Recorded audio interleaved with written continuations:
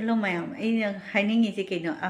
handak ne sukjam kui si lere su kui ne ai hingon da ne pot ang khatang ni oi de ba ati di loi oi ba to ngasi yengminasi ko ai gi pot se kari no hingon da handak ahan ba pang ba paalle manga khang ni du su paalle to mayam manga ka pot ai gi paalle adu jing si hingon da akhoi nuti gi season ba pot ni ni to mayam yengminasi kari oram gani ai na ko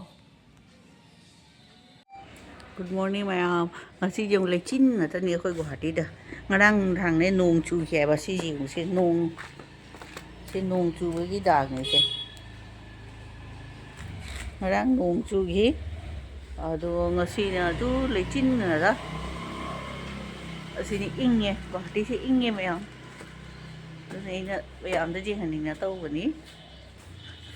Guwahati ing ye. Hello mayam, ha koithu si mayam jeng phajadra je lambi de ing to na smai chat pa se nungai bani asi khoi sum chala kai de chali no khwa mayam se Pune da ni se Pune gi lambi ni Bombay de gi na Pune lak pa gi lambi ni khoi koi de se Pune da aso ha Pune gi lambi da so by road sum chalani duluga khoi kari lai acha thak jengani mane mayam lai ko asiga jing ngai se fruit do dry fruits ki ne chocolate की दुकान है टरे dry fruits न तो सुले वो chocolate की दुकान है juice का माने दुनिया की लोग पर मचा पर सुन बजोल है सिया असी जगह से कई है नहीं मैं हम लोनावाला करी से ड्राई फ्रूट्स न तनी चीज़ को से ड्राई फ्रूट्स न तनी सी जो बड़ा कलरफुल लोग न से ड्राई फ्रूट्स न तनी सी पूरा लोग है अपाम लोग है जोल है Siya yengda jam nungai na ina video to ri ni do yengminasi dukan je jam na su chao e yam su na ba su lo joli jeng nei chum pendre nang leidra du dia to ba wari ni asi jingwa video number asi jam nungai do ai su sia chat lu ba ya gi memory ma oi ba gi ne to ri ni si nam ni memory ho na ba asi na mandi asina sum daga sina la e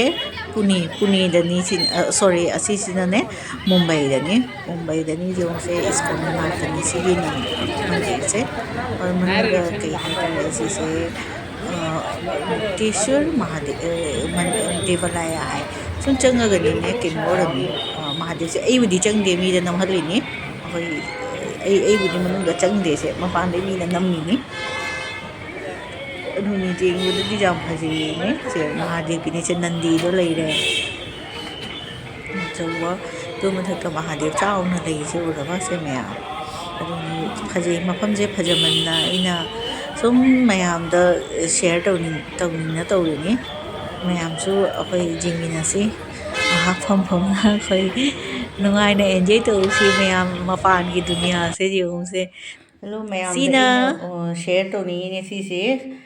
मंगरा दुनी ने मीठा आलू सुकोरे sweet potato है दो असी की सुने बोरा चावा हावनी बेसन खितंग हापगा थुम मरु तौरगा चिप्स तुमाय सी जे जेउम से मयाम चंगांग थक जाम हावनी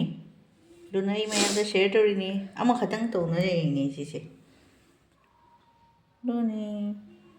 मयाम सी तोनी गो से कनाम न था बोनते मथन त पका मरकने चुंगखलै नी सिसे जों से मथन त हौरी नी से तोनी गो से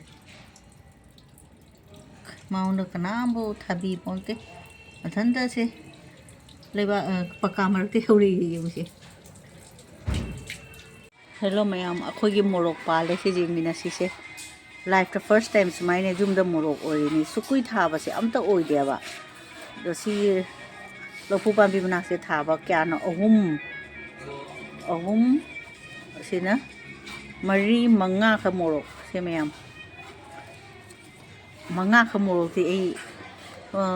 पाले हिंगोंदा तो ने मैम द शेयर तौनिंग तौरिनी से याम हरावरे मोरक सुकुई से मोरक थाबा से ओदे से सु लई खरा पाले मोरक की मनानी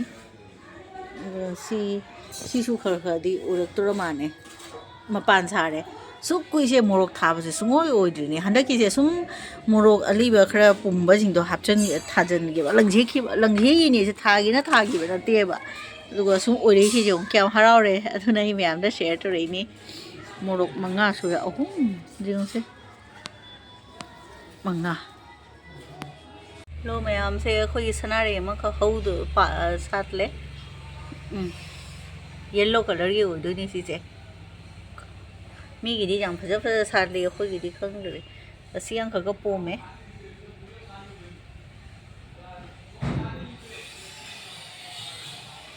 si line ani khak ni thare se mayam si gi line si ga di haudri se si line si ga hore awan satle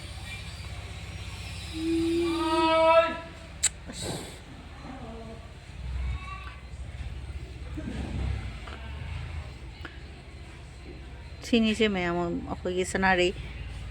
ahum ama kha sat tore se si ama leire si ani si ahum ama di sat le